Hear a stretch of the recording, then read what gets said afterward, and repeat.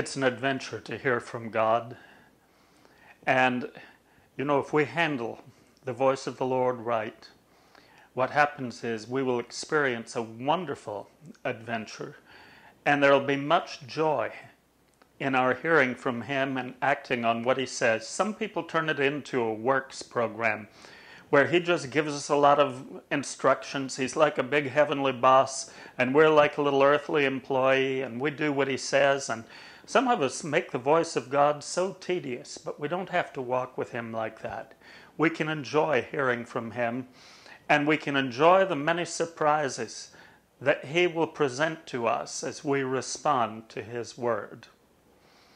Some years ago, I got into the habit of praying and asking God, is there anything you want to say to me that I haven't thought to ask you about? Any topic that you want to bring up that I haven't brought up? And sometimes He would just drop something into my heart. Well, sure enough, this happened one day many years ago when I was still pastoring in Detroit. And I had met a man who had a healing ministry, and it was kind of a long story, but the gist of it is there came a point where, in spite of the many people that had gotten healed and many that he had led to Christ, he felt that God was calling him to change his ministry and go in a different direction. And so he began to be, depending on which type of churches you go to, you might think of a man like this as an apostle, or you might think of him as a bishop. But he was a man who spent a lot of time pastoring pastors. Well, here I was out by the Detroit River and praying and saying, Lord, is there anything you want to talk to me about that I haven't thought to ask you about? And immediately, God thought of something right away. He said, I want you to call, and I won't tell you the man's name, but he said, call this man and tell him that I want to take him back into healing, and that it's time for him to start moving in healing gifts once again.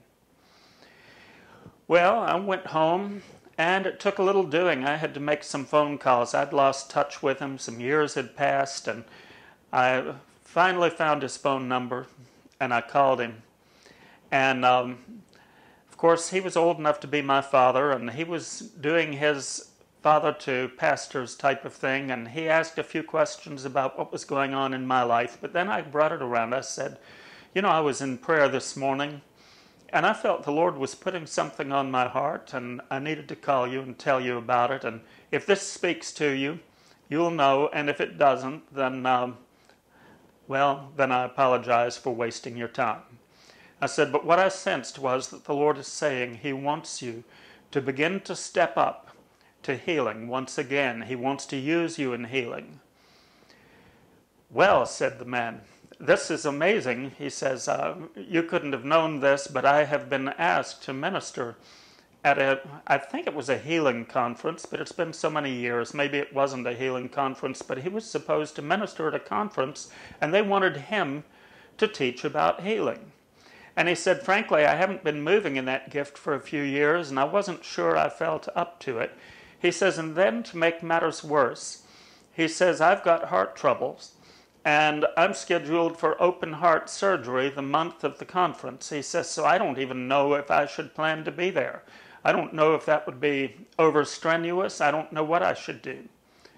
And I said, well, God didn't say anything to me about whether you should go to your conference, but He did tell me that He wants to use you in healing again. I said, so whatever you choose about the conference, that's up to you. I said, I just felt like I needed to give you that little nudge. Well, thank you. He says, thank you very much. And anyway, a few months passed. December came and went. And there was a pastor in Detroit that knew this man, and he and I were talking on the phone one day, and he said, did you hear what happened? And he named the man whose name I'm not giving you. I said, no, I didn't hear. He said, well, he was asked to speak at a conference. He says, he used to have a strong healing ministry, and he'd kind of gotten away from it. He says, but he got up in that conference to speak on healing. That was what they wanted him to speak on.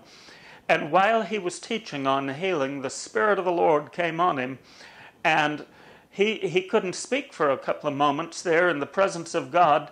And he says, making a long story short, the Lord healed him instantly. when they took him in for his open heart surgery, right after the conference, they said, "There's nothing wrong with your heart. You have the heart of a young man. It's in perfect condition."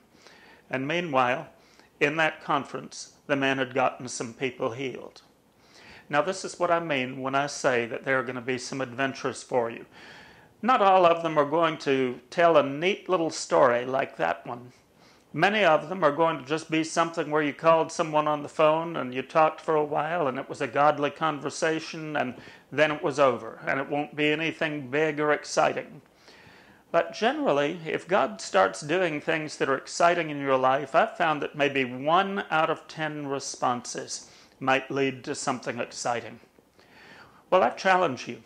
Respond to God 50 times. Just keep a record of it. 50 times of responding to Him, and see how many times God absolutely surprises you with the good things that He does. There'll be a few times and it'll be pretty low-key. And I don't know whether to count things like this. Sometimes I would be led to call someone on the phone, and I would call and they would break down crying and say, "I can't believe you called me right now." And then out would come the story of some terrific need that they had. Well, God will surprise you. But the important thing is get in the habit of responding. And if God does something extraordinary, well, that's exciting.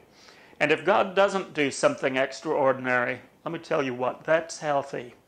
It's healthy if we don't just live in a world where the only things that happen in our lives are exciting. It's also healthy if we just have some very down-to-earth experiences that have a sense of God's peace about them, a sense of God's love about them, and a sense of joy. Those are all kingdom dynamics. But the truth of it is, it's very healthy if some of what happens in our life is down to earth. Get in the habit of responding to God.